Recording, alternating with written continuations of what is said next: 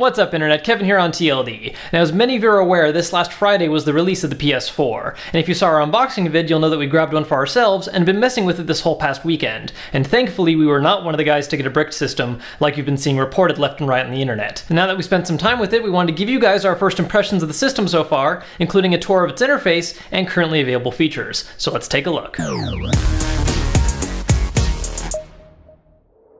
So to begin with, let's take a look at the PS4's new interface, which in a lot of ways is very reminiscent of the PS3's cross-media bar, but now with multiple rows. On the top, we have some of the more important social functions and central options. From left to right, we have the PlayStation Store with notifications, online friends followed by messages and chat options, profile info and trophies, and last but not least, settings and power options. Below this, we have the actual line of all the apps and games we play, organized currently by most recently used. This includes installed games, common base apps like the web browser and live stream viewer, and grouped categories like various media streaming apps, viewing your full library of installed applications, and the What's New section that lists gaming activity and recent trophies earned. Now obviously one of the main features and functions of the PS4 is as a gaming machine. Now right now we only have one physical game that we've purchased, which is Killzone Shadowfall, but because we're PlayStation Plus members, which everyone with a PS4 should be because you get a free month, we also grabbed two digital games, Contrast and Resogun. As far as gaming goes, the new controller is definitely a step up from the DualShock 3. While I'm going to miss the traditional start and select buttons, the overall grip and feel are a lot more comfortable,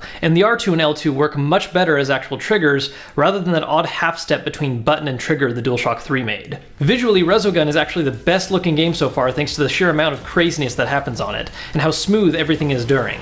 Killzone of course looks great too, but doesn't really push graphical boundaries any farther than a solid gaming PC can achieve right now. Now new features directly related to gaming include of course the now infamous share button. Hitting this at any point during the game will allow you to save and upload a clip of your most recent gaming session, currently only to Facebook, or take a screenshot of the current frame and upload that to Facebook or Twitter. There is of course also the option to directly connect your PSN profile with Twitch or Ustream, allowing you to actively stream gameplay to other PS4 owners or people just on the respective site. Now a service that Sony really wants to push alongside PlayStation Plus is the Unlimited Music app, a service that allows you to stream different music that you can either look up by album or artist, or find predefined channels that play like a radio station. Changing what playlist you're currently listening to can only be done within the app itself, but once you've got one going, you can have it play in the background while you play games, and can skip or rewind to previous songs by holding the home button. It's a nice feature, especially if you like building your own soundtrack to your games, and I'm enjoying the first free month, but many people may not find it worth paying for since there are so many other music streaming services out there that they may have already invested in for other devices. Now of course one of the biggest things that a lot of people use consoles for these days aside from gaming is media streaming in the living room.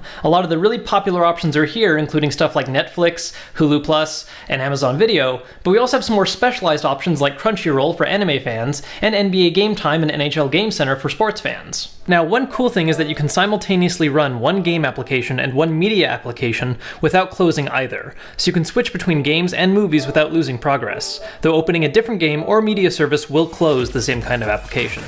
Overall, the interfaces for these services are a lot more pleasing to the eye and friendlier than what we had back on the PS3. Now the last application I want to talk about is the web browser, which is leaps and bounds beyond the monstrosity that was on the PS3. Browsing is fast and smooth, videos load quickly and have good quality. All in all, it's actually a functional and useful browser if you want something on the TV screen, or you just don't have access to a computer or smartphone at the moment. Now the last feature I want to talk about is the simplest and in my opinion by far the biggest upgrade the system has compared to the PS3, and that's the standby mode, which not only uses less power and doesn't produce as much heat, but by doing this you can still charge your controller when you're not using your system, instead of having to leave it on 24/7 if you forget to charge while playing. Now complaints-wise, I really don't have a whole lot so far, personally. Other than the day one PSN issues that everyone had, I've personally haven't really had any major problems with my system, though there have been numerous reports from other people with defective issues like bad HDMI ports or consoles full-on bricking after doing an update. While I'm not a huge fan of the share button in the first place, I do wish that there were more upload options for videos outside of just Facebook,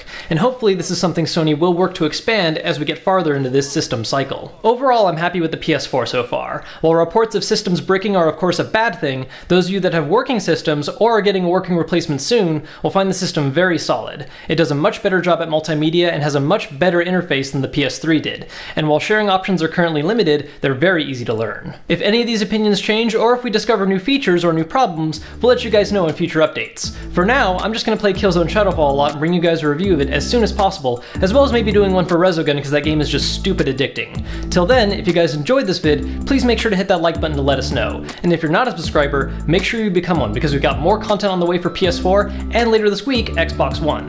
Until then, I'm Kevin for TLD, thanks for watching.